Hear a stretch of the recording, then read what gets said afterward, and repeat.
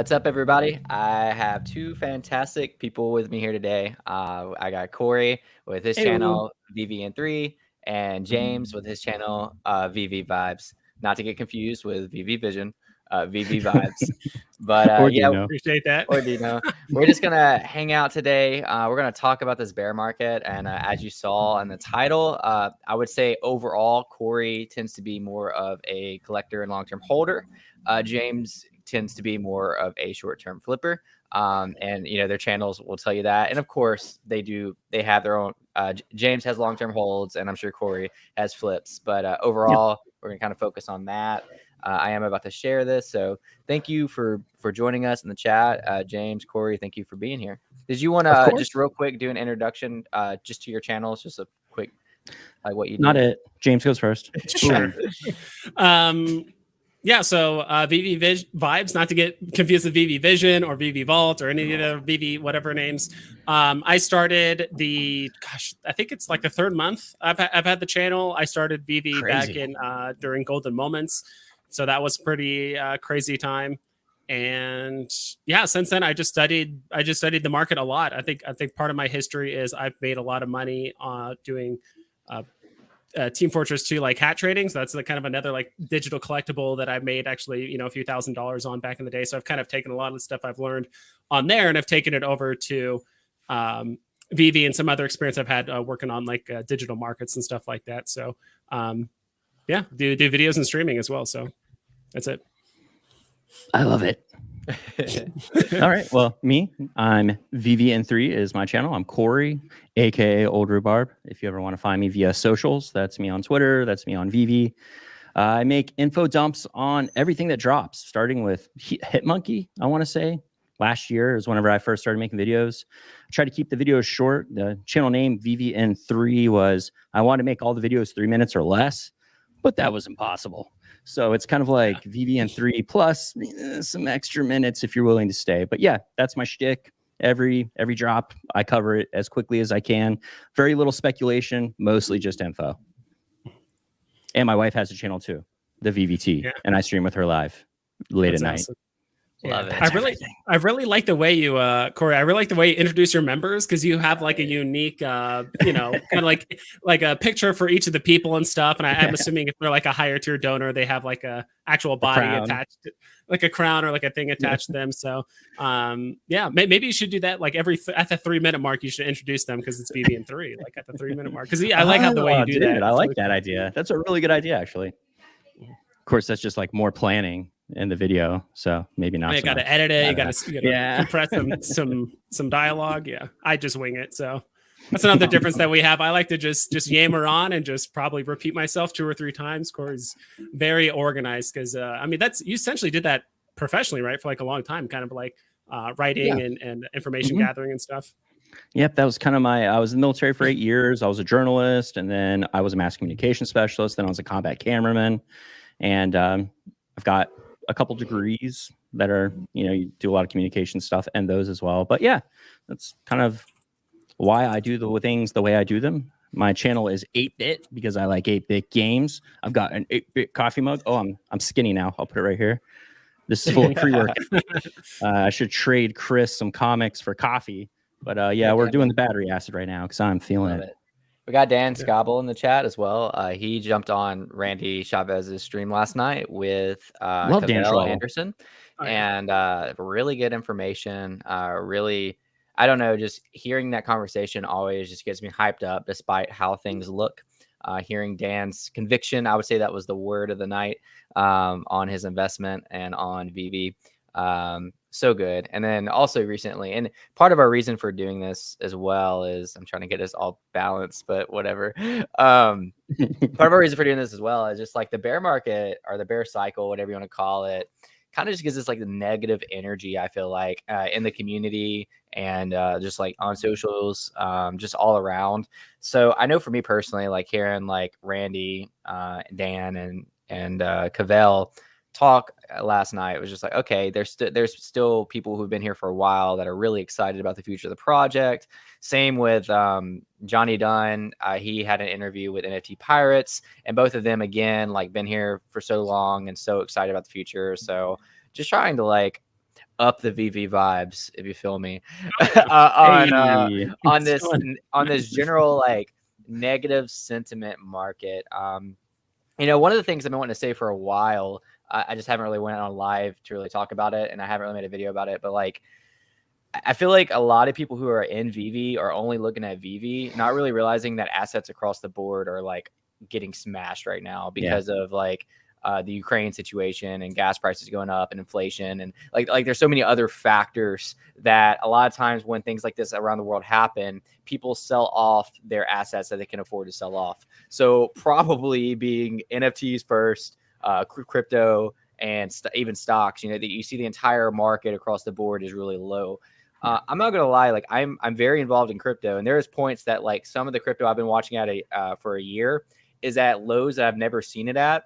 And yeah, it was tempting for me to sell some of my collectibles to go on in on that. And I didn't. I'm still holding, but if I'm tempted, it makes sense for me that other people are tempted and why they might be choosing to do those things. But just because that this is we're where we are right now, I look at this as a cycle. I've been here again since like I bought Omi last February. I bought into VV last March, bought a tot off the market, and I've seen these over and over again. And another thing I see over and over again is we're making new lows at the end of every cycle. So you've probably seen the charts, but you see everybody get excited. You see euphoria where prices just like go way higher than you were probably thinking short term. And then you see a crash. You see anger, depression. You see us having to drink 2 cups of coffee a day to stay awake, but that cycle always comes back. And to me, it's bullish that we are making higher lows at the end of each cycle. So how do you guys feel about it? In terms of, you have a lot of people that are coming not from investment backgrounds, kind of like you said, a lot of people, Veve and Akomi on purpose made this app very user friendly. So people with no background in crypto or financial management or anything like that are able to come and just collect things. And it's built on that concept. And for a lot of people, this is their first entry into collectibles, whether physical or digital. And it's probably also the first time that they've actually considered the true value of the things they're collecting. A lot of collectors buy things just because they want them in their house, not because they're planning to flip them for a profit. This is going to be worth $1 million. You go to like a Trekkie's house or a Star Wars fanatic's house. They have all that stuff, and it's not like there's a price tag hanging from it. They've bought it because they love it. It's in their house. It's a display piece. And so you're getting a lot of people coming from that background that are now also being introduced to the market aspect of that. And a lot of the things that a lot of people are collecting, they're emotionally invested in. And so we're seeing a very emotional market. And with all the world events happening, that is being reflected in our closed ecosystem economy. That's my take on it. Yeah, it was kind of funny how as you were mentioning that, it kind of reminded me even in real life, it seems like the generation likes to blame the generation before and after it for all of its issues, right? So it's like, dude, when I first got on a Veve, I'll be honest, I was jealous of all the early adopters. Like, oh my God, all these guys that bought tot off the market and this and that. Like, you guys don't know what you're talking about because like it's, back then it was so easy, but it's easy to forget that back then, like people were trading 2 tots for a Nightwing, like the community sentiment and just the group think, like you would have gotten caught up with that just like everyone else. It's like, you were probably not going to be that outlier that was like, oh yeah, I should really, like only a very, very small percentage of people actually understood like, wow, this whole Todd thing is like going to be really big. And I'm just going to stack, 10, 20, 50 of these, whatever it is. Like not a lot of people thought that way. And so it's just kind of interesting how I think like, I would say, at least me and old Rhubarb and stuff like that, this is just something I just made up. I think we're like the silver age of content creators. We're not part of the first wave of people that were on Veve super early on. We're kind of that new generation where at least me personally, I had to learn to like dig through the mud of the market. I really understand stuff because I like the days of just buying stuff off the store is gone. Like it's just, now we just have so many other people on the market now than we did before, but there's still ways to make money on the market, whether it's bearish or bullish. And in my personal opinion, there's been a couple times over the last, I would say like 5 or 6 weeks where I've found ways to make money, even some riskier ways and then some safer ways just from information gathering based on content creators or new drops coming and stuff like that. So I think it's kind of funny how the old school And that was the other thing too. Like, you had to be very convicted if you were like in Veve very early on. I'm sure Chris could speak to this, but there was probably a lot of FUD spreading around. People were like, is this even an NFT project? And why is this taking so long? And, you know, we've been talking about this and that, and like, this thing isn't here. And like, you know, there was just a lot of confusion, and there wasn't even FAs on the app for like a long time. Like, people didn't even know. Most people didn't know or care what an FA or FE was last March. And going to like what Dan said last night, again, like I would say the word of that stream would be conviction. Everyone's like, dude, you're so lucky you bought a Todd off the market. Why didn't you buy 50? Like, it wasn't selling off the market. Like, it was the key is on the market. It was on the market for months.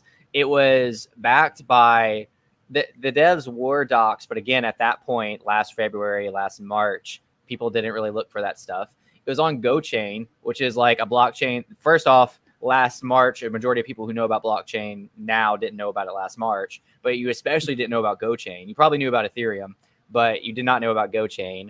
Couldn't really see any of the metadata, couldn't really see any of the back-end trades. We had to deal with it. Is this really an NFT FUD? NFTs are dead. You know, even if it is an NFT, like, it's trash. You know, none of the other NFT projects took off at that point.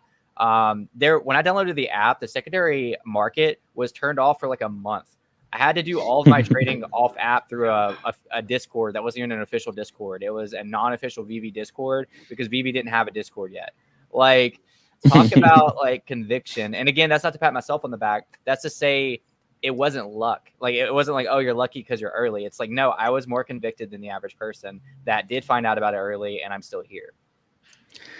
And maybe that's kind of indicative of the bear market. How much of the user base they are convicted, and how much of them came here for the prospect of quickly making gems. If you came to Veve 1 month ago, you've experienced nothing but a very down market.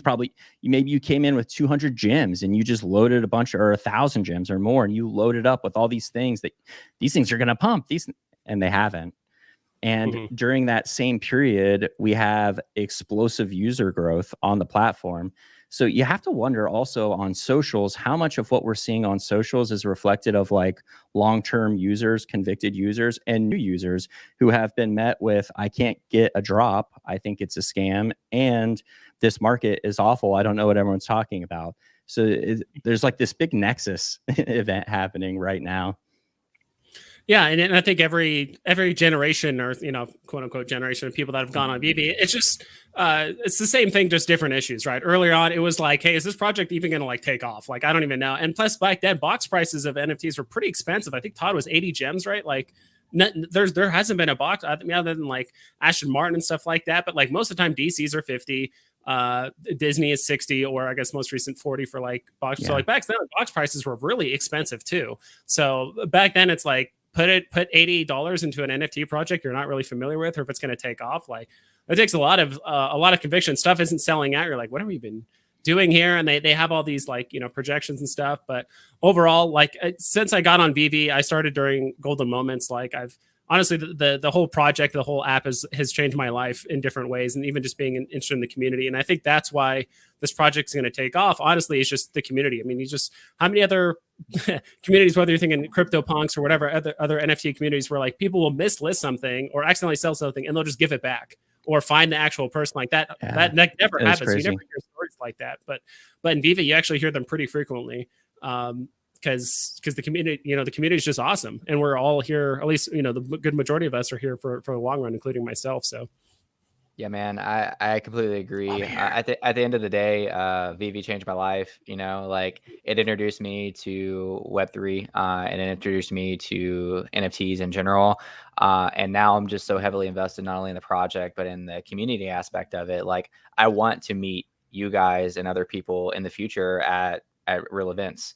Like, you know, on real world events. I want to be a part of, like, I'm a fanboy of like David. I would love to shake David's hand one day and just be like, thank you, you know, for reigniting my inner childhood collector in me, you know, for this project. And I'm so, again, like, I'm obviously invested in the project. Like, I hold a good amount of collectibles, but I think somebody asked Dan last night, like, which metaverse is he gonna be a part of any other metaverses? It was something like that. I personally am, but at the end of the day, like I am so like heavily invested to this Veve verse, it would just make sense for me to put a lot of my chips in there, because like I now have access to, if there's private houses in the Veve verse, I have a good amount of Omi that could get me land in this Veve verse. I have collectible, like I'm like already part of what's developing right now. So it would just make sense for me to be heavily involved in the future of the project. I'm definitely in between you two. You know, I labeled this title Corey as a collector and James as a flipper. I'm definitely in between. I probably don't flip. I don't flip as much as James, but I do flip a lot, probably more than the average person. I used to more than the average person. But I get attached to things. And the more I'm involved with other NFT projects, the more I realize like I'm so okay with letting some of my blue chips in Veve ride for the upcoming years until we have more of an established metaverse, whatever that looks like, because some of this stuff could be life-changing money. Agree. Oh, for sure.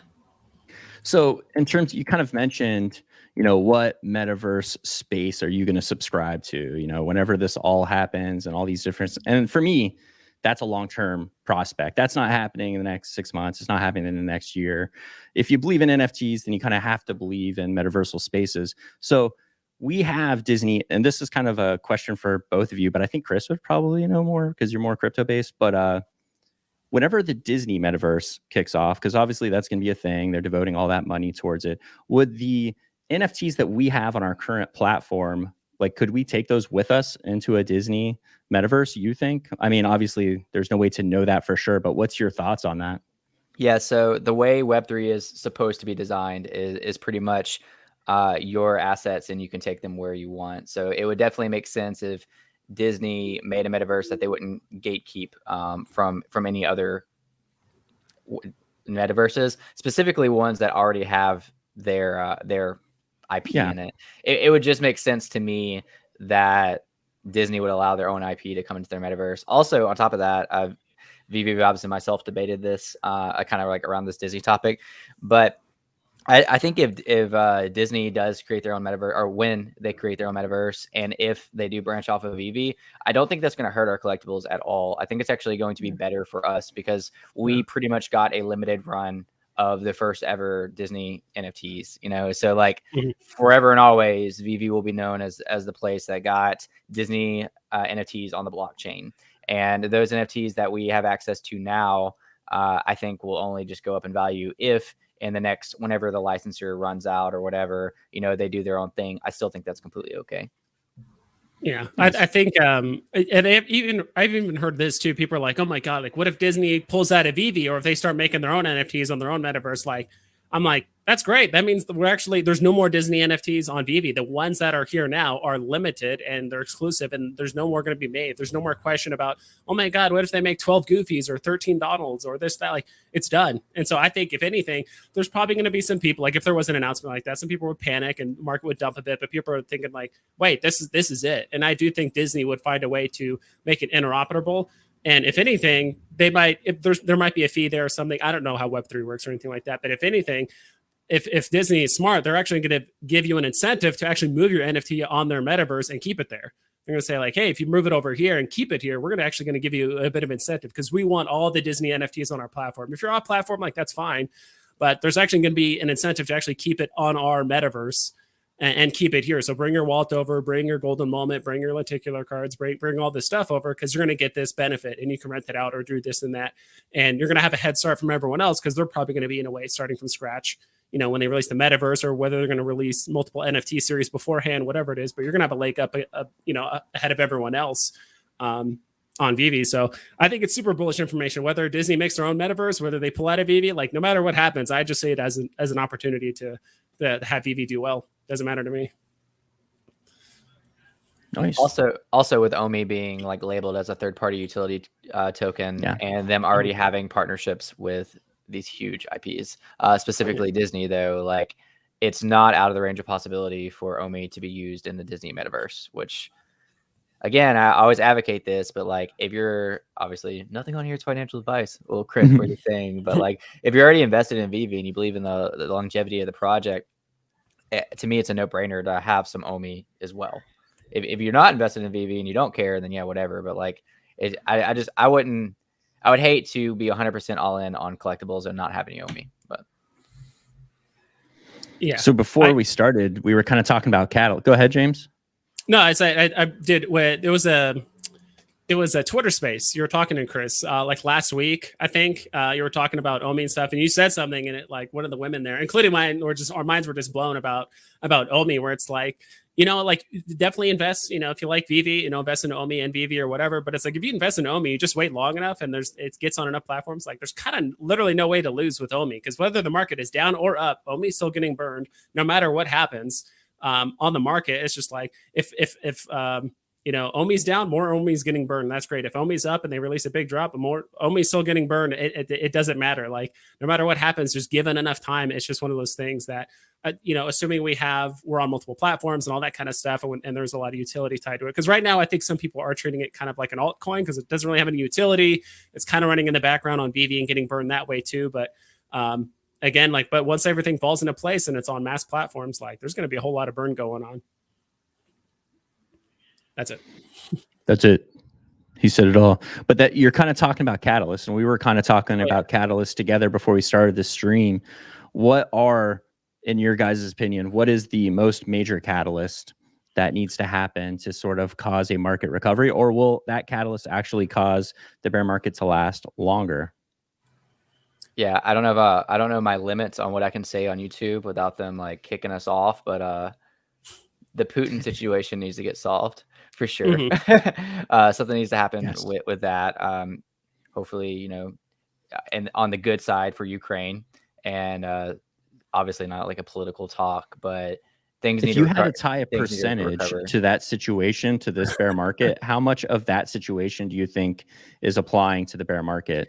Like how much do you think that world event percentage-wise is impacting the market? Yeah, so I think we were due for a retracement after like going absolutely parabolic in January. We were in straight euphoria. You could have closed your eyes, threw a dart at a collectible, hit that collectible, and 10x'd on it. Yes. So like to say there was no need for retracement, like would be a little naive in my opinion. But it didn't help that we had a retracement.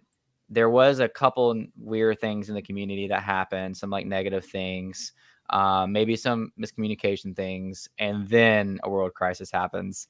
So what the Ukraine thing, I don't know. It's hard to put like an exact percentage, but I would say it's with that out of the way, and hopefully out of the way in a healthy way, it would just be inevitable once all other assets across the board start recovering that we see VV collectibles recover as well, and have another cycle. Because the thing is, you see the chart, like again, I reference like you probably see it all over Twitter, but the whole like you have like a normal chart, and then you have like excitement, euphoria is the very top, and then it starts going down or whatever. Well, that's a cyclical chart. That's not a one-time chart. So I feel like people think like, oh God, I didn't sell at the top, or I bought at the top, like we'll never go there again. I mean, I can't promise you for every single collectible that we will go there again. I with my conviction and the way that this is heading, I feel like, especially with like the blue chips and the collectibles that have stood the test of time and have done these regular cycles, that like I think they'll go there again for sure. This isn't my first rodeo. It was my first rodeo going that high, but I mean, still, I mean, December, Todd was like, what, 1,200 or something like that in December. I could probably pull up the chart right now. So like for Todd to be at like even 6K right now is still a 6X from December. I don't feel like it's all done. A lot of these prices are still higher to me than what I was used to before the massive pump.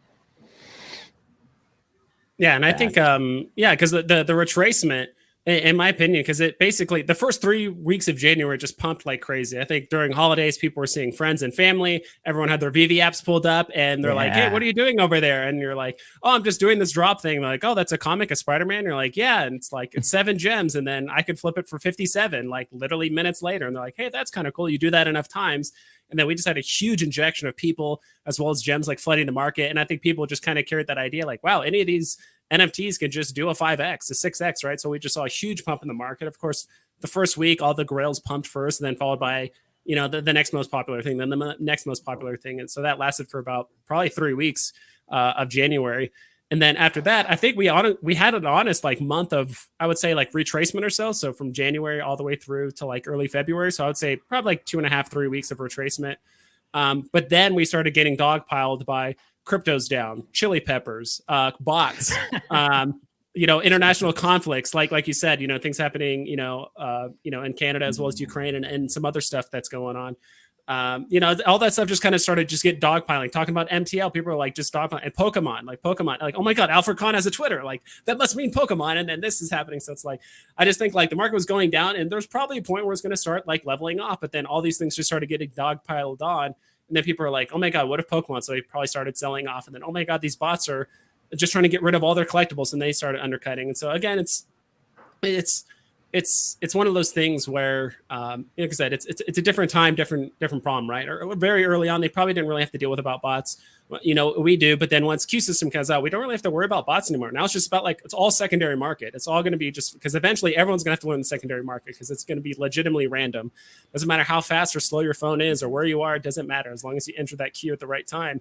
Now you're going to have to learn to play the secondary market. And I think that's why I think one of the catalysts that might cause a big pump is actually going to be Q system.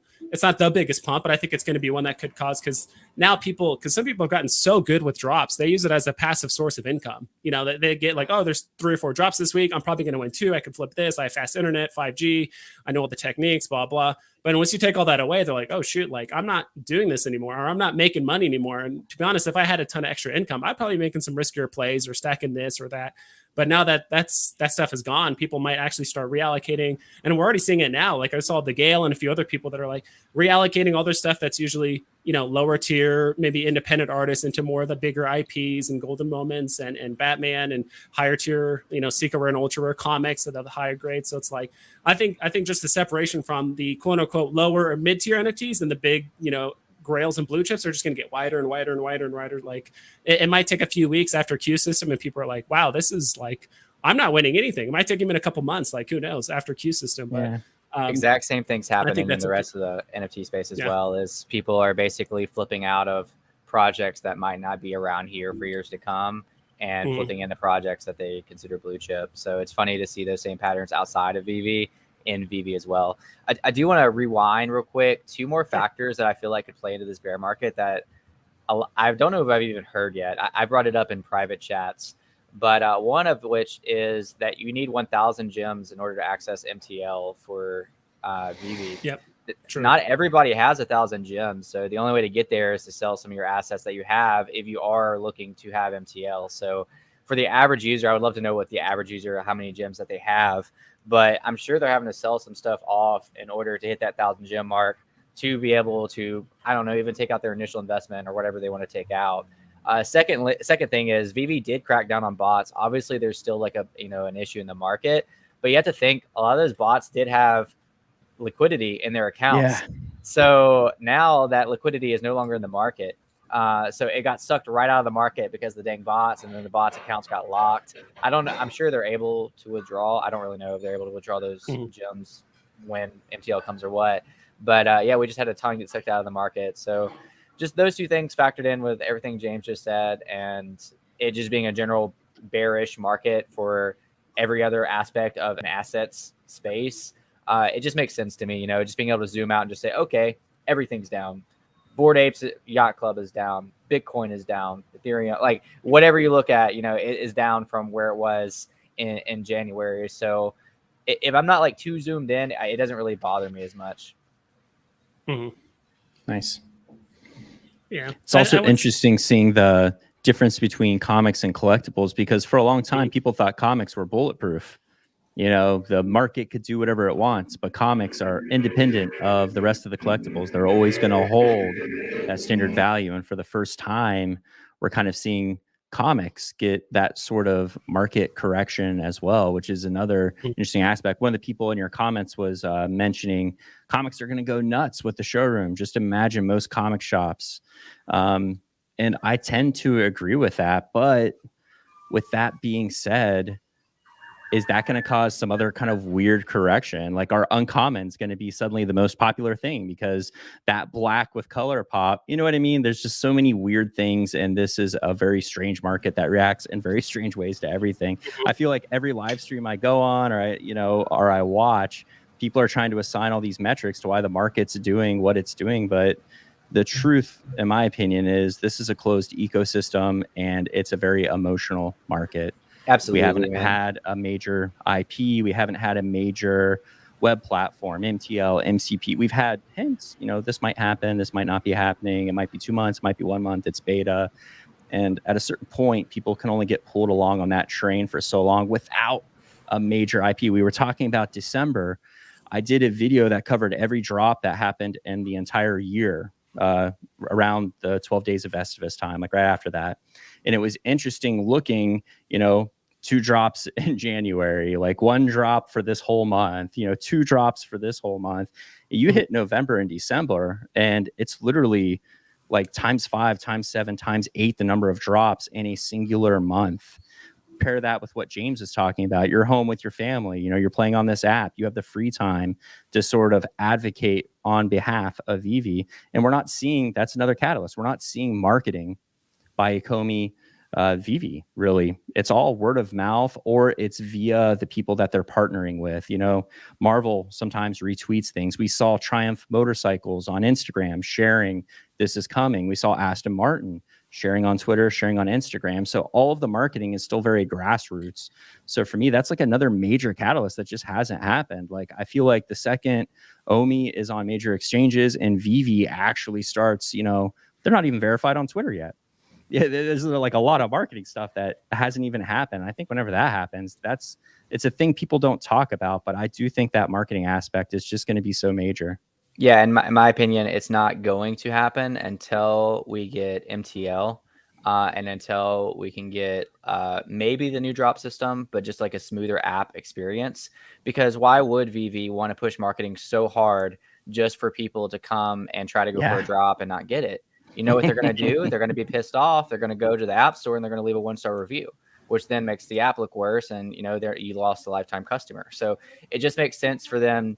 And they're close. I mean, I say they're close. Like that's a joke at Veve. Like we hope so. Yeah. Hashtag soon, like, I don't know. But they're closer than they previously were on accomplishing these things. And once these things are done, it would just make sense for marketing to really kick off. And like you said, Corey, like, they really haven't done marketing. And in my head, it makes sense why they haven't done marketing. But like once they get these things polished and then they can start marketing, I mean, it could be a wild ride. I mean, imagine you're going to see like Alex and like all of the crew sitting down with the artist on like a live format show, like you would on like a AAA video game being released. And, you're talking to the developers in a live Twitch stream. I think eventually that's what we're going to be seeing. We're going to be seeing these daily. This is what's coming. Here's the artist. Talk to us about why you made this. Talk to us. Make my show completely obsolete. But whenever that happens, it won't matter because my portfolio is going to be worth a pretty penny. Oh, yeah. And they could do that in the Veveverse, right? Like, hey, we're about to announce this. Log into your Veveverse channel or whatever. Switch to this channel or come join this room or whatever. I'm trying to get that job. That's why I have this channel. Oh, yeah. I'm just kidding. But I agree. I think once Q System comes out and MTL is fully done, it's the mass appeal. It will be much easier because right now, like, there's probably in Corey, you brought this up before. Like, we talk about how a lot of the gems are getting removed from bots. From the economy, but also just people that just got on the platform and tried, tried drops for like 2 months. There's still people that are like, I've tried for 3 months and I still have not gotten a drop, and they probably think it's a scam, right? Because it's relied on your internet and where you live and your phone speed and who knows how many other factors. Like it's eventually it's kind of hard to not start stirring conspiracies in your head, right? Like I had a conspiracy about Android versus Apple phones and different generations of phones, and do you live on the West Coast and closer to Virginia because that's apparently where like the servers are hosted. And maybe there's some people or some accounts that are just set up to win more collectibles versus comics, because I haven't won a comic in forever, but I win blind boxes like pretty consistently. You kind of just, and this is kind of where you go down the rabbit hole, right? Because there's just no rhyme or reason. There's no feedback on Veve's end that says like, hey, you missed it because of this, or this is why it would happen. But if you just leave it to just random luck, hey, just Q system, like that just eliminates all that completely, right? Hey, you just didn't win this time, whatever. And then when we have MTL, that's definitely going to give Veve more legitimacy for I think a lot of people were kind of afraid, like, oh, people are going to cash out, what's going to happen? But I think there's a lot of whales waiting to come into VV2, and I do think having the 50K a week cash out option is like great. Like, there's people that could come in, with 100K. Let's say they get that 100K to $250,000, 250. They just made some really good decisions or whatever. They can cash all that out in like 6-7 weeks. When other platforms, I've heard other platforms, like you can only cash out, 2,000 a week or this or that. And like, it would take them like over a year. They're like, why would I go on that platform? It's going to take me over a year to cash out my money or whatever it is. My rebuttal to that though is hopefully they change how much you can put in, because without Omi to NFT, if you can only put in like 600 a day and you can take out 50K a week, you could see more money leaving the market than coming into the market. I'm not gonna say that's gonna happen, and like I see your logic, like they're able to, but I do hope they're able to, in a better way, fix how much these whales can put in at one time. I think the whales are going to take some out, but I think the MCP, the Master Collector Program, if you're new to the app, is so heavily tied to the MTL and the entire roadmap. It's built in almost gamification, like this moving ranking system. Whenever you have, and I've said this before in other streams, but whenever you have the top 10 ranked collectors in the whole world on Veve that have special displays on their vaults, special, how much are those going to be worth? Like, how much do you think they just will do a ballpark guesstimate? The number one ranked collector in the entire world on Veve, when the MCP rolls out, what do you think that vault is going to be worth? And that's kind of like whenever you look at Base C and other projects where it's like, I can't believe that there's that much money on this single thing. That's what's going to happen. And I think that's going to draw a certain group of people. And Veve and Akomi are kind of doing like a tricky thing where if you take your animated collectible off the platform, it loses that animation. It's another reason to keep it on the platform. The MCP legitimizes that, because why would you take yourself off? Like, if you're a top 50 collector in the world on Veve, which is a big deal. And that's kind of a big difference between some other projects where they're like, well, they have MTL, but it's only for like the United States and Canada. This is MTL for the world.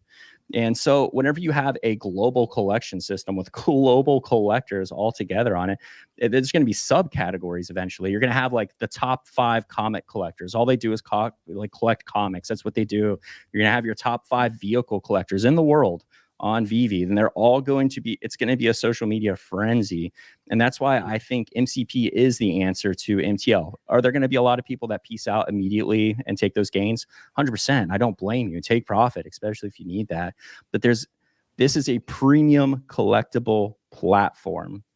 Why would you go anywhere else to get premium collectibles? And why not keep them there in your home where you're going to have the freedom to cash it out whenever you want? There's not going to be a sense of urgency whenever that's there forever. Right now, there's a sense of urgency because we've never had it. We're like, hey, cash out. Like, that's awesome. I don't have to do some weird like escrow Discord thing. It's going to be built in. But whenever that's there and it's there forever, that need to be like, I need to cash out right now. Oh my gosh, it's not going to be there. You'll be like, we're in a slump. I guess I'll just wait a few months or a month or a week for a pump. And then maybe I'll, think about cashing out a little bit here and there. So I truly think the MCP is the answer to that. Yeah. You can go ahead. Yeah. Well, even with the whole off-platform thing, like, there's a strong sentiment to keep your NFTs on platform. But I think, if you're ballsy enough and you want to be one of the first people to take your NFTs off platform, like I was looking at some of the independent artist stuff. If you look at, I was looking at like Little Ape Silver. I thought Little Apes will do great off platform because, there's the whole Ape Gang, like Strong thing, and, the Omi Kongs and all that stuff. It's like, there's only 1,000 on the platform, and right now there's only 51 on the market. But if there's only 5 off platform and that's it, like, there's probably going to be someone out there that's going to be like, oh yeah, I bought one of these Veve NFTs. I bought the first one that went off platform or whatever it is. And all of a sudden now that makes its own little market because there's only 5 now. Now you can ask for a premium because right now Silver Apes are going for 530 on the market. But like, who's to say you can't ask for just 1 ETH? And then why would they just make a free Veve account and get it at a discount? You know what I mean? Like, yeah. And then move it off platform. People have a lot of ETH that they're essentially laundering. Not laundering, but like they don't want to like sell their ETH for fiat and then put on fiat to Veve. Is OUP the answer to that though? Like once OUP exists? Nah, not really. Can't you just convert your ETH to Omi? Yeah, that's true because it is in ERC20 now. So yes, you can. If you didn't want to convert it though, like, and say we get interoperability first, I can see people just like, oh, I have ETH. Okay, list these collectibles in ETH and I'll buy it. As like an Moonlight pretty OpenSea easily. noob, I'm always like, I would rather trade and sell and cash out on the platform, just because every other week I read an article about how there was a phishing scam on OpenSea, or you got hosed on OpenSea. And so it's funny because the KYC information I had to enter for OpenSea, it was normal. And then on Veve, it's just an email, password, and two-factor authentication. But in a weird way, I still feel safer staying on the platform than migrating my stuff out. Like I could mess up the address whenever I send it from Veve to my wallet, and now it's gone forever or something. Yeah, no, that completely makes sense. This is where things get tricky, because like a lot of crypto and NFTs like want full decentralization, which I completely understand. Like I'm on that side too, to a point, but also at the same time, a little bit of centralization does make you feel safe, because there is a moment to where if something gets hacked or whatever, it's on the back end, they could probably fix it. If you click a phishing link and it's in the Veve app or whatever, they might be able to get it back to you. So there's that little bit of security. I will say, so it's going to be on Immutable X, not OpenSea, at least immediately. And yeah, it's going to be via MetaMask. Gotcha. As somebody who's done it for a while, it is scary, but there's definitely like safety guidelines. Like I have a cold storage. Do you still wallet. get nervous? Like you've been doing this for a long time. Do you still get nervous whenever you send stuff, like with your MetaMask or anything, or is it like second nature for you now? Because I'm new to it. Every time I enter in an address, I'm like, oh my god, like this. Well, I'm just a nervous person. Like people have asked me to escrow because I'm doxxed, but I don't do it because I'm too like, I don't want to miss one letter and then screw up your trade, or I don't want something to go south. So like to say I get nervous, like yes, I do get nervous, but that's more so just because like I'm a pretty like careful person. But I'm not as nervous, and like knock on wood, about like getting hacked or phished, because like I use a cold storage wallet for my like bigger purchases. So like I have to confirm that transaction manually. Like Gotcha. if somebody had access to my wallet, unless they on OpenSea or on Immutable X, and they wanted to send my assets out of that wallet, they still need to ask me to click a button. So unless they broke into my house and stole that, they're not going to get the assets that are underneath that cold storage wallet. Gotcha. And that's where, I could do a whole like thing on like security for that. But I do get what you're saying. Like it is funny how you either have this decentralized 12 to 24 seed phrase that you wrote down and it's not even touched the internet, yet you still feel a little bit safer with this like email and password. It's funny how that works. True. But yeah, have you done anything yet, James? No, not on like OpenSea or anything like that yet. No, I'm still trying to get into purchasing some OMI, because right now it seems pretty well discounted, and ever since Chris, anything under a penny, right? Isn't that what everyone says? Yeah, it's like might as well, right? But back to kind of talking about the catalysts on the market that could probably help or hurt Veve. I think right now I kind of agree with both Chris and Corey, where it's like I think the whole market right now is just revolving around Q system as well as like MTL. Like until mostly MTL, Q system is going to do its own thing, but I do think MTL until that's I do think once Veve comes out with a firm date, a firm date with MTL, they said, hey, it's we're done beta testing, or we're done with the smaller groups, and we're rolling it to bigger groups starting next week. Everyone should have it by the end of May or whatever the dates they say. That's going to cause the market to crash probably 15 to 30%. I'm just pulling numbers out of my butt.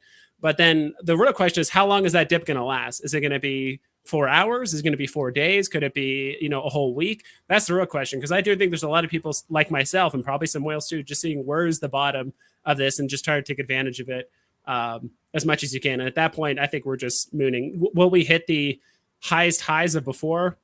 It'll probably go up at the same rate, but I don't think we're going to hit the highest highs again, because I do think there's going to be people, now that there's actually money tied to each gem, I think people are now going to be more likely thinking, wow, this NFT I bought for 100 now is now worth 350. I just made 250. I can sell it now and cash out or do whatever. So I do think before January, I think people were just like YOLOing gems just because it was just play money and like whatever. Veve's been talking about MTL for a year. Who cares? But then we started talking about like Veve gave us more MTL information in the last 2 weeks than they have the whole last year combined. Yeah, and I will say that like looming, like when MTL is a little bit priced in already. Like, yeah, for sure. I'm sure we're still going to see some type of impact, but like there is this like everybody to some degree is like thinking in the back of their head somewhere, is MTL going to randomly drop tomorrow and our price is going to drop? Like, so everybody's naturally probably like listing lower, trying to gather gems, kind of like negative or whatever. So like, I'm not saying it's like fully priced in, but like it really might not be as big of a deal as like everybody thinks that it will be.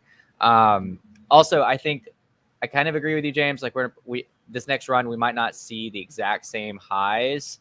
I do think we will and beyond once we do get OMI to NFT. Like I think that's going to be the catalyst of, or NFT to OMI, my bad. That's going to be the catalyst of like some whales will be able to not sweep floors, sweep entire collections. Like literally you could wake up one day and not see a TOD on the market, which is like crazy to think about, like then you'll probably see people being like, you'll see it similar to the 007 tickets. Like you'll see these crazy high listings that probably won't sell. But if somebody does want to drop a TOD for 20K, 30K, that's the only option they have, at that point. And again, like use that with any collectible that could be sweeped.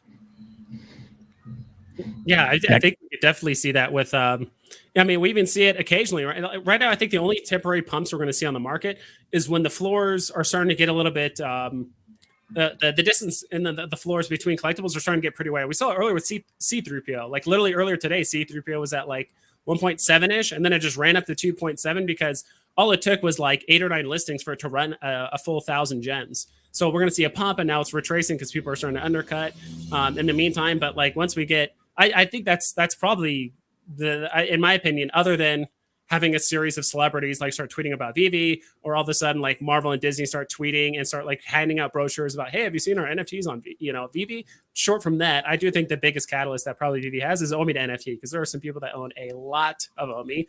Randy, Brock, McBlockchain, like there's tons of people that own lots of OMI, and who knows, like those small little run-ups we see, all of a sudden the next thing you know is like, wow, like ultra rare Fantastic Four number 5, the first appearance of Dr. Doom is, now it's 5K. It's like, wait, what? It was just 850, but now it's just, they just bought the first 30 listings. They're like, 5K is a good thing. I'm just going to buy the 30 listings below it.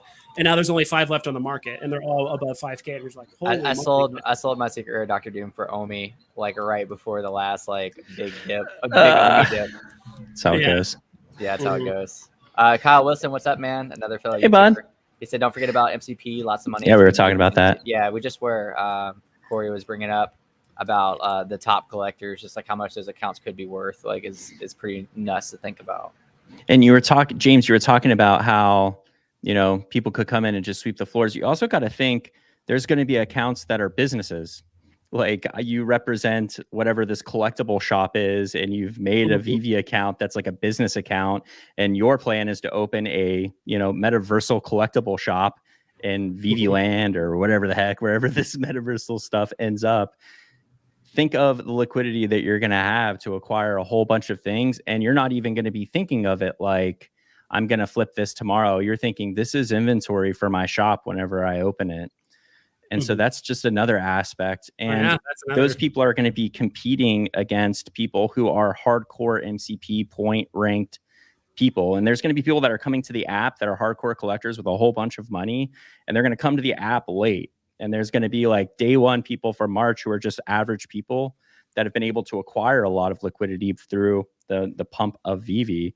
And those people are going to be ranked pretty high. And that person with, 100,000, 250,000, whatever it is they have coming late's like, I don't want to be unranked on Veve. Let's buy all the things. So it's just like a lot of crazy things that are going to be happening in the very near future. Dude, humans are so competitive. Like with the gamification aspect, I really think that's going to do some damage, like good damage to the marketplace. And I don't know, like just this conversation like has me hyped about the future. We just have to. Have you ever played like pay to win games? I'm sorry to interrupt you. Oh yeah, I was like pay to win games. I was a Clash of Clans streamer before I started a YouTube. There's like no tangible value to that, right? Like being ranked first in that game, there isn't really a tangible value to that. Yet people will dedicate thousands and thousands and thousands of dollars to be the best in the game that offers no value. So apply that to Veve. You know what I mean? Yeah, that aspect. Tangible value. And people pay thousands and thousands of dollars for for like gaming skins, you know, whether that be on Fortnite or whether I played Rocket League a lot, and for a while, like you could pull like when they had like the random boxes, you could pull this really like rare car skin, and people paid for those off a secondary market, lots of money.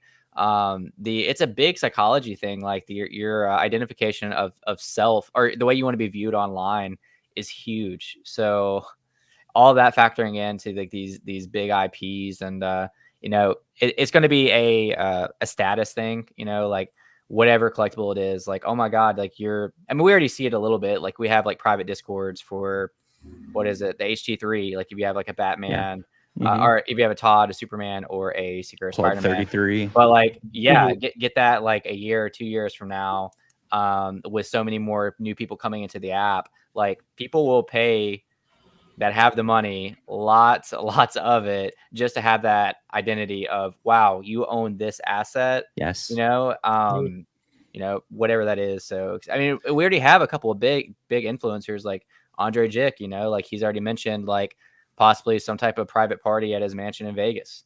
You know, like that's a big deal. Like when there's other celebrities involved and other people involved, and you're that average person that just so happened to be able to buy one at a tangible price. And it's like, now I'm hanging out with like the big dogs, Andre, but I stayed for the NFTs, right? Yeah, man. It's just crazy to think about. I do think some of the best utility coming is going to be user created, right? That's why Bored Ape Yacht Club is doing so well and all that stuff. And I mean, some celebrities buying it and tweeting and talking about it helped too. But yeah, with Veve, I do think the best things are yet to come, especially when it's the community-based NFTs like Todd. You know, that means you're an old school investor, or you know, you realize the importance of Veve. And I do think also even Veve could get to the point when it gets old enough, it's like some of these NFTs are going to be like historical, right? Like, oh my God, Todd's the first, and this and that. And like, there's going to be just the litany of the variations of investors or people that like to get niche NFTs, or like, there's even people that have like that collect like niche comics. Like I was even just looking up the other day, I was going to make a video soon of like niche collectors that would go on Veve and how I think they would interact with comics. Cause like there's different, like when I was looking at Kang actually has the most panel pulls from the cat. Like the Uncommon has him like pointing at Kang, which I think is a perfect like meme template. And so I was like, some people might like the panel pull. Some people might be cover art purists. They might like Loki because it's just the cover art just in 4 different versions. And so people are like, I don't like the new age art stuff. I just want the hardcore covers. And then there's some people that might like the new covers with artists that, you know, like Ghost Rider and the newest one with Mystique. Some people might like those. So like, I like these new age variations or artists kind of illustrations of the characters and stuff. And same thing could happen with Veve and collectibles. People could only collect Todd, or people want to collect the historical NFTs like Todd and then Rizzo and then Golden Moments, you know, stuff that like later on. So just the amount of in the variation of collectors we're going to have is just very bullish, which is why I think as a comic, or like as I'm just getting, because I couldn't care less about comics like 2 or 3 weeks ago. I was like, yeah, it's a cool thing, but I just don't care to learn about it. And I think that's even a cycle within Veve, right? Like there's a market cycle, but there's also like right now comics are holding their value and some of them are actually going up, and right now collectibles are going down. So there's even a cycle within a cycle when it comes to the market, and then something else is moving. So what's interesting, you were talking about how the future, and this is kind of like a mental masturbation thing that I do to like psych myself up and be like, everything's fine, dude. Like everything's good. People talk about Veve being, you know, the Amazon of NFTs. I've heard people say that over and over again. And if you think of Amazon when dial-up first just came out, and like Jeffrey Bezos is in there and like all by himself, he has Amazon written on like a paper banner. Like that's where we are. Like if Veve is the Amazon of NFTs, that's where we are right now. We're still sitting in the office with Jeff pounding away on a keyboard by himself. And it's that variety that you're talking about. When Amazon first started, you know what they sold? Just books. That's it. It was a bookstore. It was the only thing they had. Veve brought that same sort of utility, but there's a giant category of things, a huge variety. So it's like we're starting at that entry point, but we're also already built on variety. Amazon had to figure out variety over time, and that was a major roadblock historically for that business. Veve's not going to have that roadblock. So it's a great trajectory. Yeah, I agree with you know, and I'm trying to remember that someone brought up a really good term, but I think it was Alfred Kahn. He said like he wants the Veveverse to basically be the theme park, and then Veve itself is just the store where you just buy stuff. You can buy collectibles, you can buy whatever, and you can interact with it however you want. So it's I'm fully confident in the Veve team, and I think also even just like who knows what ideas they can come up with, because like you're talking with like Disney, you're talking with like a lot of other like really smart company people, you know, businesses that, you know, if there's any company that already thinks about what they're going to do 5, 10, 15, 20 years out, it's going to be like Disney, which is why we're getting comics that are kind of like foreshadowing of shows that are going to come in the future, and collectibles and this and that. So it's like, imagine, and they also have the advantage too, like they get to pick the brains of like all these different companies, all these figureheads and all these big IPs, and like, hey, like we could do this and we could do that, or we should, you know, it's like they're in a very good position as well. So that's another thing I'm bullish on, is like they get to pick the brains of all these the big wigs at all these big companies.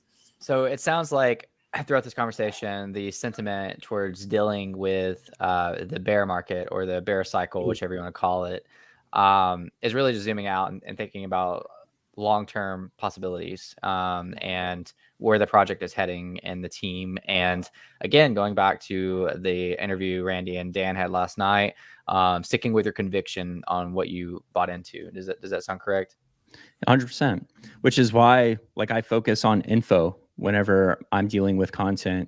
It's because for me, I'm making decisions 5, 10 years. I don't care what's happening right now. Like I feel bad. Like obviously I'm involved with the community and like I struggle with the rest of you, but ultimately there are things that exist in my vault that I'm not going to touch again for a very, very long time. So what it's worth today doesn't really matter to me.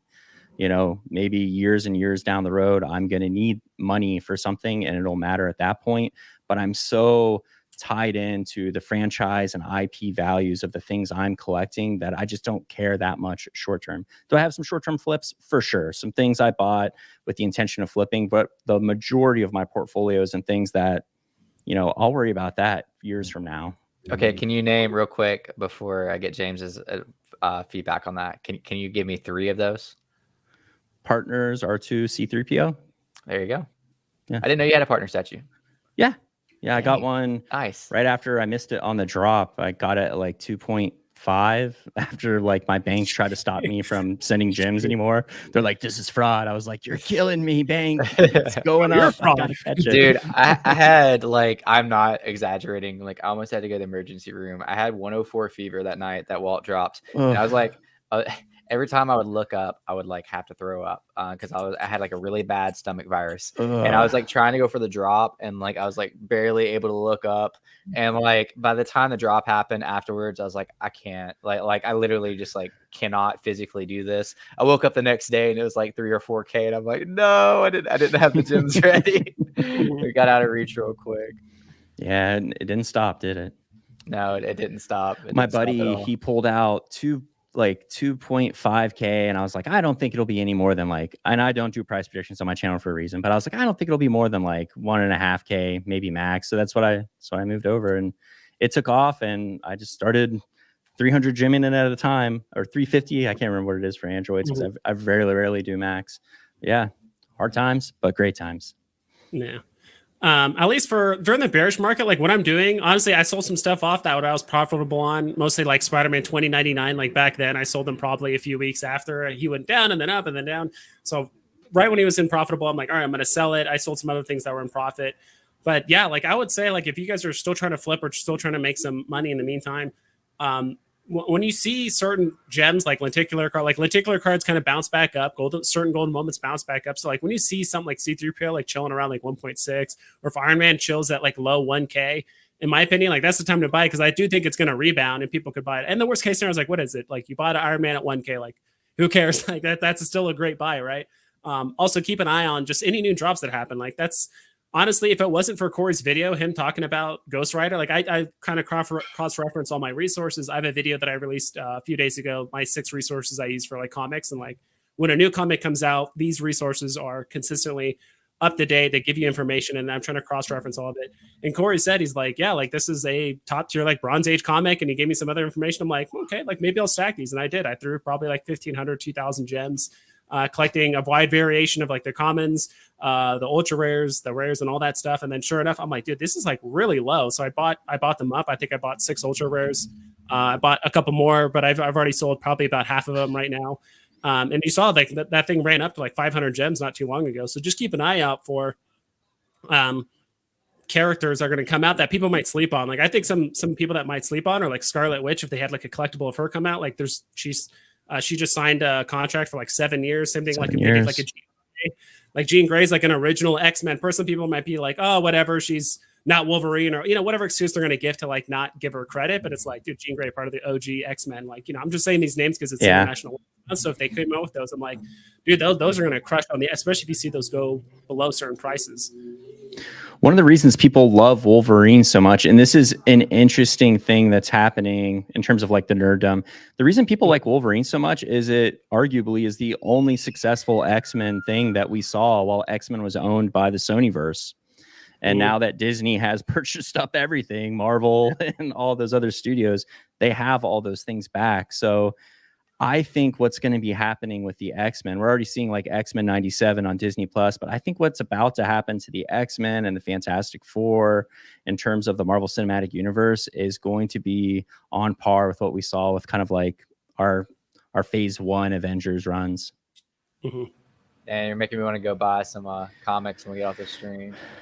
Just if it's dropped, I have a video on it. And one of my favorite things is like you're never going to catch stuff at the bottom and you're never going to sell it at the top. Like no matter what you do, you're never going to catch. You're going to buy something, you're like, oh my god, this thing is just still running another 20% down. Like you're never going to catch it at the bottom. If you buy something, you think it's done, but it keeps it keeps running. If you're going to sell something and it keeps running up, you're just like, oh shoot, like you're never going to catch something at the top or the bottom. The most important thing is that you just secure the NFT, and if it's something you're bullish on, because someone put out a tweet not too long ago. It was like these top 20 like Grail NFTs make up like over 50% of like the market share or something like that. I need to find that tweet. It was so good, but like, pay attention to those IPs, or at least the NFTs that are in that top portion. Some of them are still pretty affordable right now. Some of them are comics, some of them are collectibles, mostly Disney and Marvel stuff up there, obviously, but there was some DC as well. But yeah, and watch people. Like I do think all three of us bring a different perspective when it comes to for sure Veve, not just just market wise, but also just the information we have and just the way we view Veve. Like me personally, I might need to rewatch that video with Randy and Dan and all that stuff. I watched a good portion of it, like excellent, like big picture of like what Veve and just Ecomi could be. But I'm still kind of like just waiting for MCP because I'm still want to see the reward structure. I still want to see how the points play out, because they could still rearrange the points. They could now make it like, oh, getting collectible sets is now worth what is way better than comics, or vice versa. Like that is something they have changed. So that's why me personally, I'm just kind of like waiting and see what the rewards are and all that stuff. So yeah. If I had to say any bit of advice for Veve bear market, just to conclude my opinion on it, I guess. Of course, this is a highly speculative field. It's 3D collectibles, NFTs. So anything can happen. We could all go to zero, everything that you know of. But if we don't, it's sad to say, but I saw a tweet the other day that just talks about how war and world crisis, they're overall going to be bad for the economy, straightforward, but it's also times like that is usually like when millionaires are made. And that's being able to accumulate in times like this if you can afford to. So some of the market is at lower prices than we've seen in a long time. And you probably wouldn't have those opportunities if it wasn't for stacks on stacks of FUD at the same time on top of what all is going on in Ukraine. So again, leading with what I just said, highly speculative field, this is also a potentially great opportunity to get into some things that you've been eyeing for a while. Because at times like this, especially if you're getting into like the good collectibles that will stand the test of time, it's going to be so easy to 2x, 4x, 5x, 10. We've seen it happen before. You can look at the floors at some of these items, and although the floors look bad, they're thin. I mean, like you'll go from 1 to 2K in 6 collectibles, 7 collectibles. What do you think's going to happen when Omi NFT gets here, and some people want to sweep these floors that can? Like, again, I said it earlier, it's not just sweeping floors. Like, they could literally sweep these collectibles. So if you're in Veve and you have a strong conviction about it, just stick to your conviction, stick to things you like. And I cringe a little bit because, like, sometimes, like, if people say, like, buy the things you like, but then people are making their financial decisions off of that, and then it goes down. They're like, oh gosh, I'm whatever. I say that in the sense of like, if you like it and it's going to be around for a long time, like at least at that point, if it doesn't moon, you're happy with your purchase, you know, like I know Corey's a collector. I'm sure you have some things that literally if they went to zero, you would still be like, this is really cool that I have this in my collection. I want to put this in my Veveverse house. I think it's cool to show my friends, whatever it is. Like if you have that at the end of the day, then it's not just about the money. It's about that too. And I have collectibles. Like, I mean, I have Stay Puft Man. That's my first collectible I ever bought on the app, which was March 5th of last year. Nice. I would never sell Stay Puft Man. Veve can, not Veve. Stay Puft Man could go to zero or whatever. I wouldn't care. Like that means so much to me. Because that was the day that I found Veve, you know, at least like I made my first purchase on the app. And yeah, I mean, here we are today. Like, it changed a lot of the course of my life. So yeah, you know, stick to your convictions. This is more of a accumulation phase if you're able to. Drown out the FUD. It's going to be okay. We got a good team. I really, really like our team. David and Dan and Reese. They have years for my day job now. I evaluate NFT projects. Essentially, I find trends and I evaluate projects. And time again, it's so much importance is on the devs. Like, are they doxed? What experience do they have? Do they have Web3 experience? Yada yada yada. And we know that all of our people are like top of the class. They've owned businesses, they've ran successful businesses, sold successful businesses, they've recruited art designers that are top tier. They've obviously Alfred Kahn being able to get them these contracts and large IPs. So like I have faith in the team.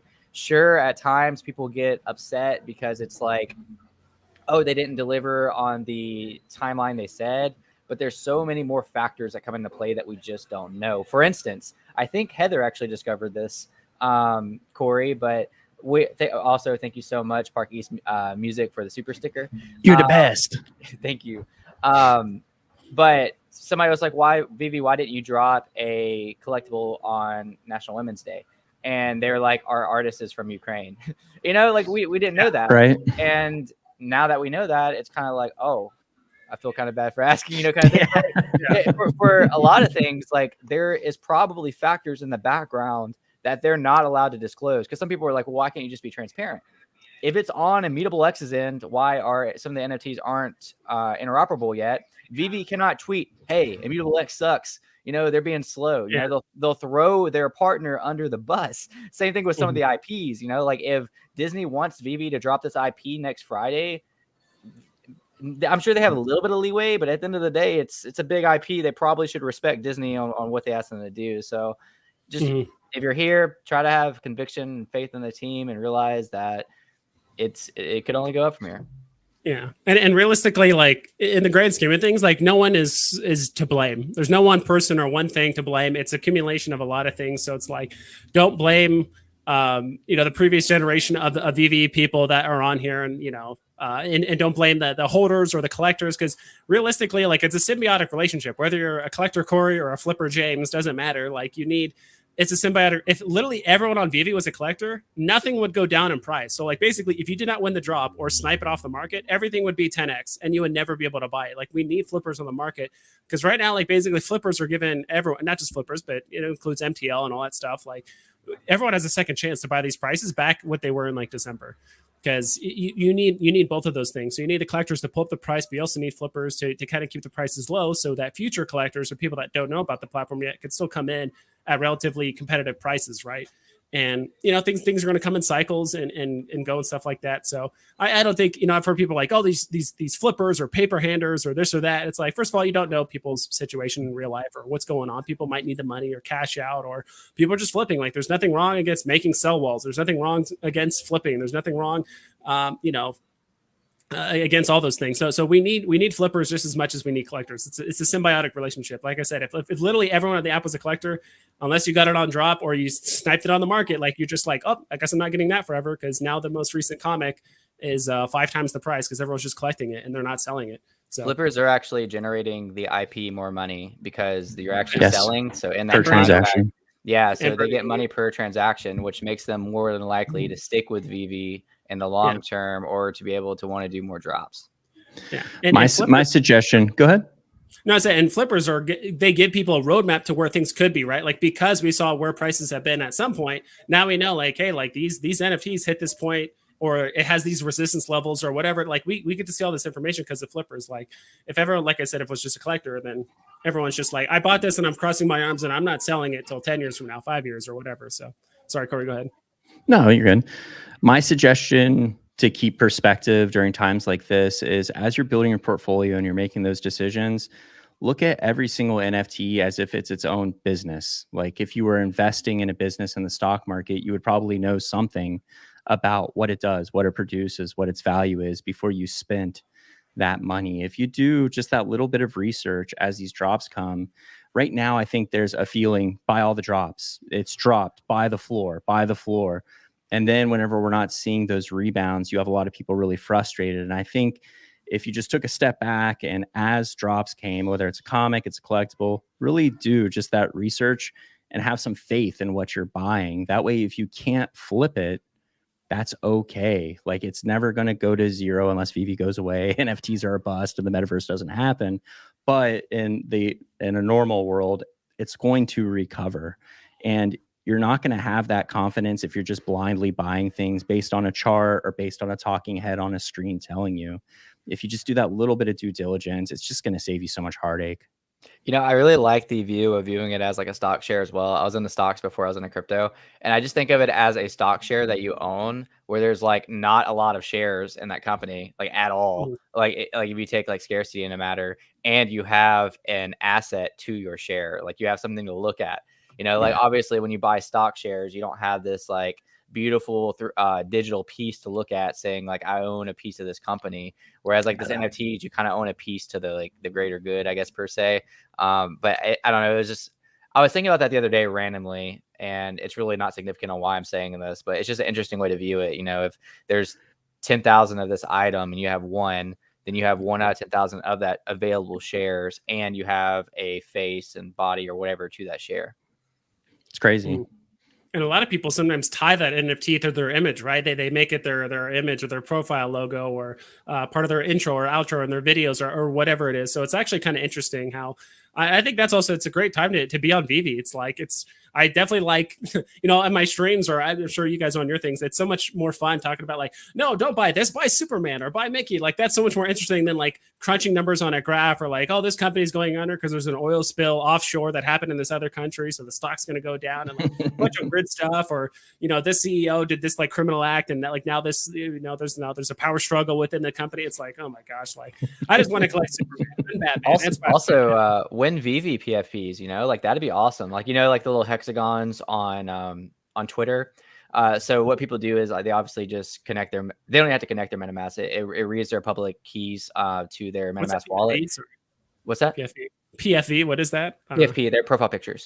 So the little hexes that you see on Twitter, those are connected to their wallets. But it'd be really cool to get that for Veve, to have like some type of drop that's centered around being able to make this a profile picture, whether you get the hexagon or not. I mean, either way, because like you see Veve profile pictures, but like, let's be honest, I don't love them personally. I would love a drop that's centered around, hey, this drop is designed for you to make this piece your profile picture. Does that make sense? Instead of like kind of like setting it up in my vault or screenshotting it and trying to like set it a certain way, especially if we're able to like, this would be one of the benefits to putting it in your MetaMask wallet, is like if I'm able to put it in my wallet and then like get the little hexagon PFP, because if you're able to do that, basically people will see that little section of your profile of your picture. But if they click on the hexagon, it shows the entire image. Cool. It shows where it's from. It'll show what mint number it is, what edition. It'll show all that information on it. So that'd be really, I mean, that's another cool little utility that could probably drop at any time.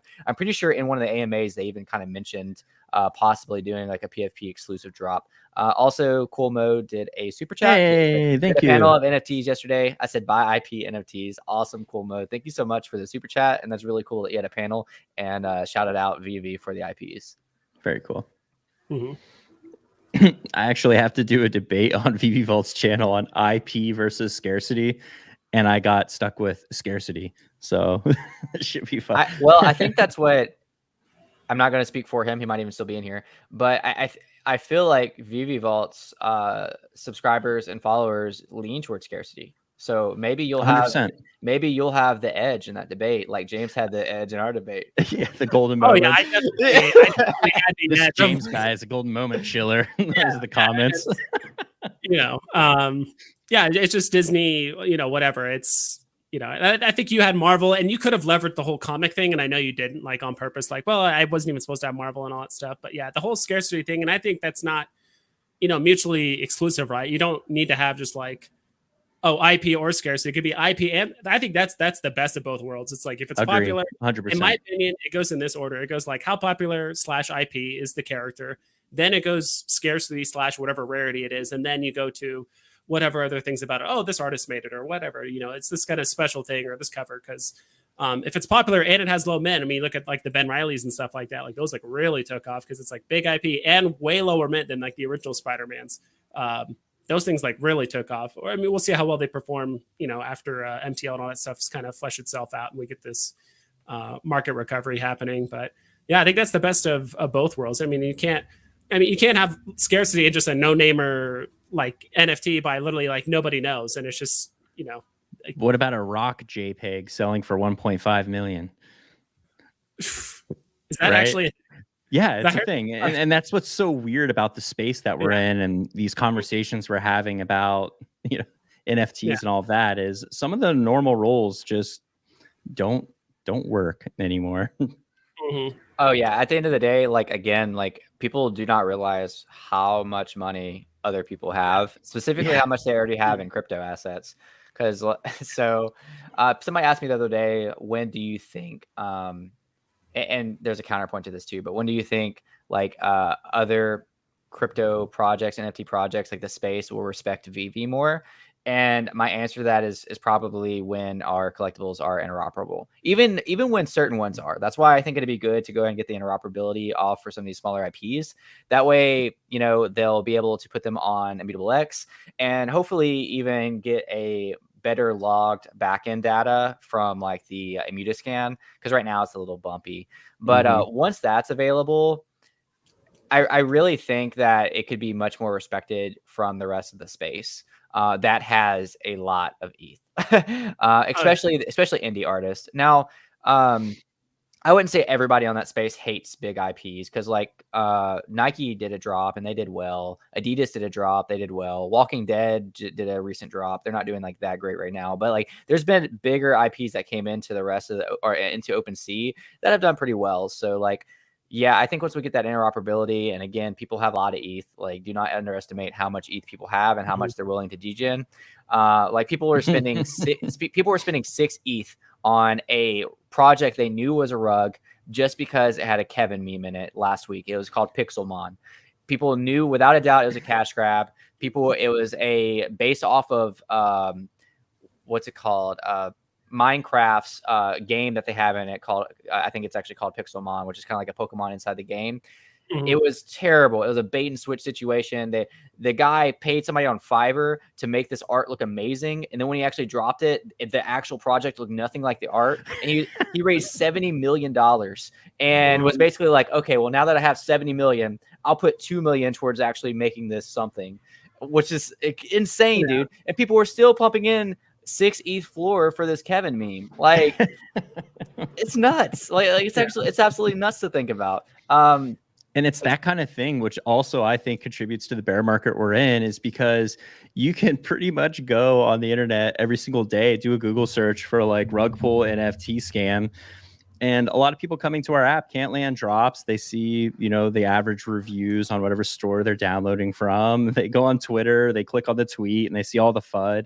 And they're like, this also is a scam. And it's because there are a lot more scams than there are the real deals. But if you're watching this, Veve is not a scam. Yeah, Veve is not a scam. Excuse Speak, thank you so much. He said having all three of you in the same space is awesome. Thanks for putting this together. Thank you so much for the super chat, and thank you for stopping by. We also have Sleeping family member, elite. Heck yeah. We also got Sleeping Comics in here. Hey, Sleeping. Mr. Coin. I bought a Coca-Cola and a Veve NFT off of Mr. Coin before. Very cool. I was actually thinking earlier when James said scarcity and IP. I personally like Coca-Cola. I try to look it up. I can't really find it. Somebody told me that they have an anniversary coming up this year. I don't know if that's, I didn't look at it yet. I'll have to look into that. I don't know which one it would be, but it'd be kind of, if it does happen, I think it'd be cool for like next December to roll around and be holding some Coca-Cola NFTs. Yeah, I think Coca-Cola just needs more NFTs in the platform to really. Yeah. I think they need like vending bottles. They need they need all kinds of stuff. Maybe a funny like helmet, like Coke thing, or you can like sip a Coke. Like I think things that are going to be more in line with like a metaverse that's like metaverse friendly that you can wear or put in your room or share with other people, like whatever it is. Make a Coca-Cola like pool table or something like that. It's like the Coca-Cola like light on top, and you can like play just whatever it is that they can.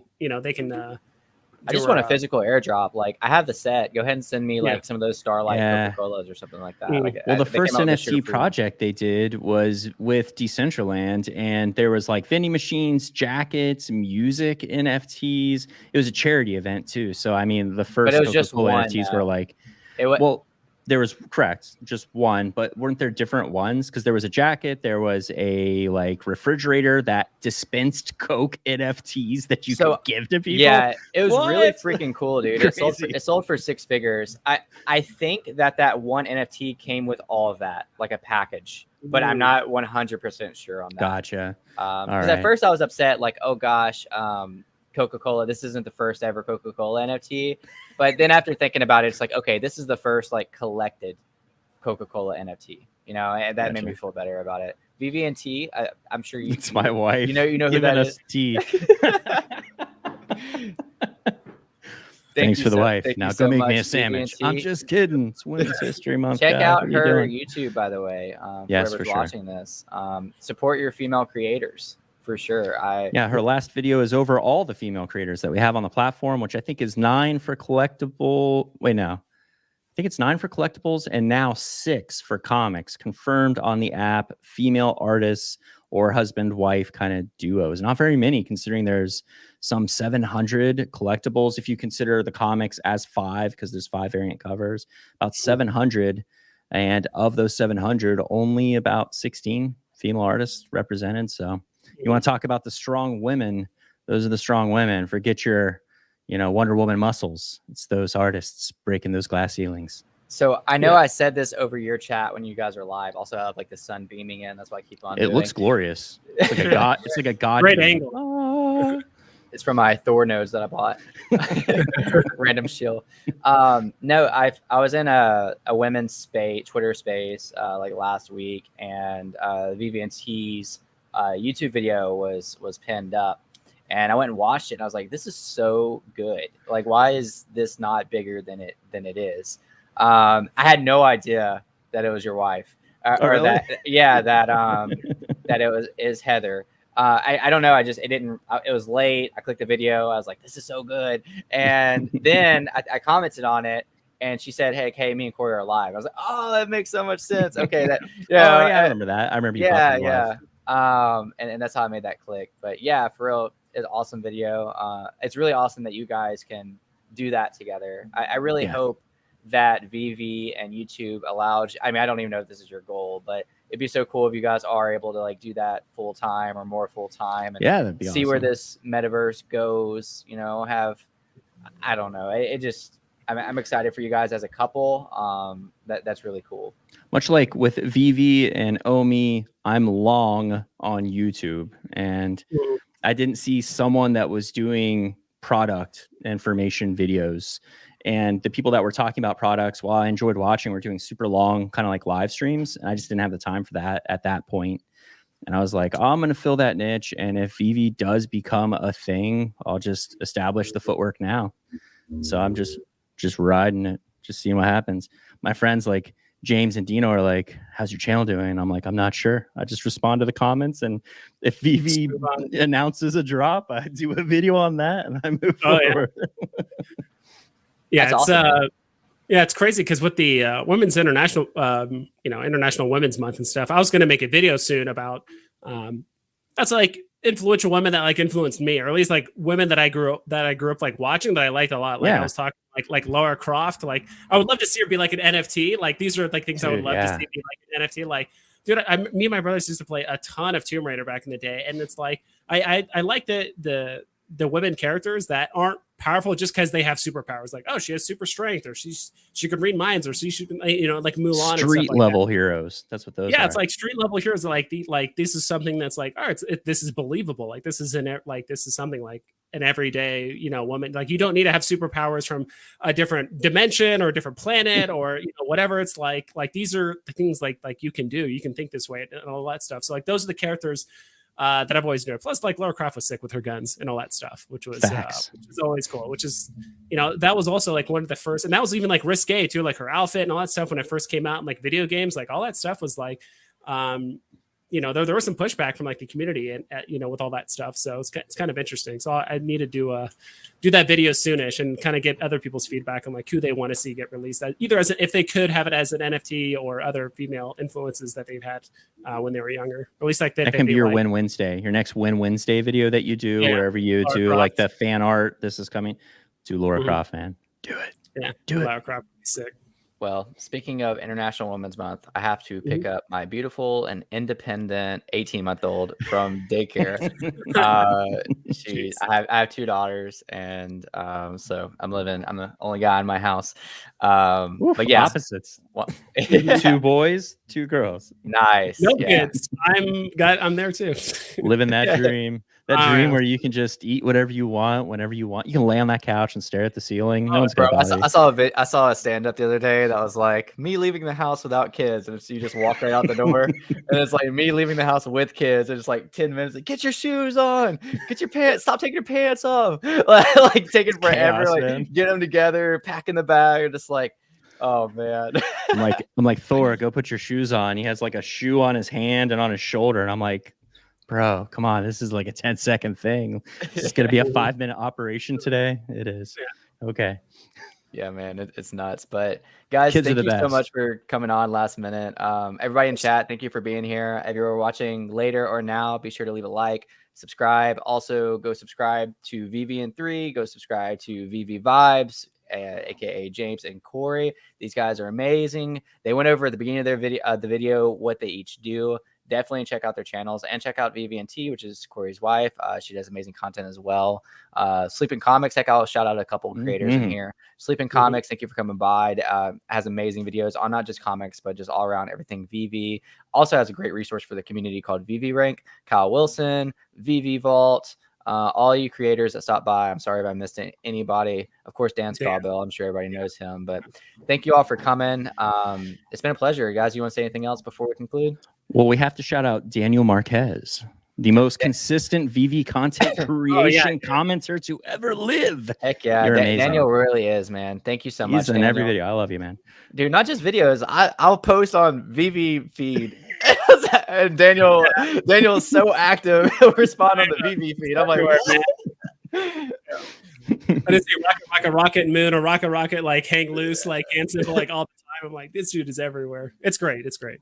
Love it, man. Gotta have these guys in the community. But yeah, I'll do my outro real quick. So just Veve Vibes. If you want to find me on Veve, just go to Steamboat Willie at 9.9 million. So if you want to add me like in the Veve app, that is the way to do it. And yeah, I mean, just weather the storm, guys. I mean, we're all down. Like all of our vaults are down right now. We're all in this together. Just watch other content creators, be positive, and enjoy yourself. We're still early. Did I hear you say you have your Steamboat Willie for sale? What a paper hand. I know. What a paper hand. For 9.9, or I think it's 9 million. Got him. So try to paper hander, futter. Sorry, that's a little not for 6.3. I wish I did. I just replied. Yeah, trust me. Corey, do you want an outro, man? Yeah, I'll do an outro. Veve and 3 is my channel. Old Rhubarb for everything. So Twitter, Old Rhubarb, Veve, Old Rhubarb. I call myself Old Rhubarb in the third person on my channel.